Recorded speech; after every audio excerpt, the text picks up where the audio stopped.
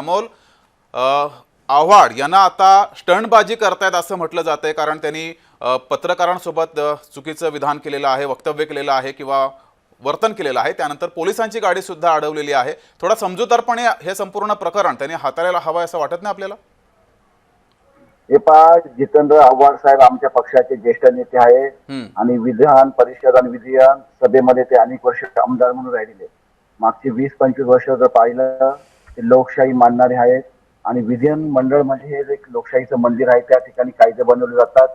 परंतु सत्ताधारी पक्षाचा मुजोर आमदार आपल्या बरोबर सातत्याने 10-15 कार्यकर्ते गुंड प्रवृत्तीचे, ज्यांच्यावरती मोक्कासारखे गंभीर गुन्हे दाखल असलेल्या लोकांवरती विधानमंडळामध्ये घेऊन येणं, त्या ठिकाणी प्रवेशद्वारावर इशारा देणं आणि इशारा करणं आणि त्यांच्या कार्यकर्त्यावरती हल्ला नाही, ते तर चुकीचं आहेच. मात्र त्यानंतर माध्यमांसमोर मोठ्या आवाजात बोलणं किंवा पत्रकाराला मारहाण करणं हे योग्य आहे का? तुम्ही रात्री त्यांच्यासोबत असाल?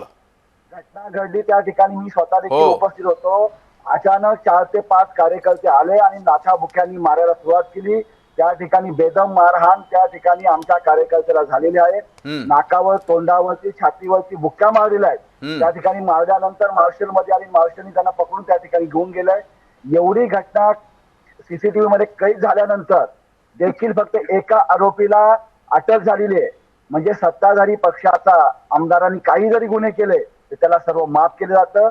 हे जे सत्तेचा माज आणि मस्ती आहे, म्हणजे पाशवी बहुमत कसं मिळवलं आणि कसं आणलं याची त्याची प्रचिती येते. नाही अमोलजी, जर 5 गुन्हेगार असतील, एकालाच अटक केलेली आहे, तुम्ही कायदेशीर मार्गाने जाऊ शकता ना. माध्यमांसमोर येऊन मोठ्या आवाजात बोलणं, पोलिसांची गाडी अडवणं, पत्रकारांना मारहाण करणं हे मार्ग नाहीयेत ना? नाहीये. त्यांना तुम्ही पकडून न्यायचं पोलीस स्टेशनला, त्यांना अटक करायची आणि गुन्हेगार अजून देखील मोकाट आहेत. आमची मागणी एकच आहे, नितीन देशमुख तुम्ही अटक करा. त्यापूर्वी 5 आरोपीला तुम्ही देखील अटक केली पाहिजे. नितीन देशमुख एका व्यक्तीने मारलेलं नाहीये. सीसीटीव्ही कॅमेऱ्यामध्ये दिसतंय त्या ठिकाणी 6 ते 7 लोकांनी हल्लाबोल आणि त्यांनी लाथाबुक्क्यांनी त्या ठिकाणी मारहाण केलेली आहे. एवढं सगळं दिसत असताना देखील पोलीस काही कारवाई करत नाही. विधानमंडळातले सिक्युरिटी मार्शल जे असतील ते देखील काही कारवाई करत नाही.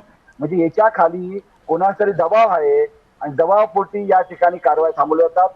जर लोकशाही मार्गाने आम्हाला आंदोलन करून न्याय मिळत नसेल तर आम्ही काय करायचं?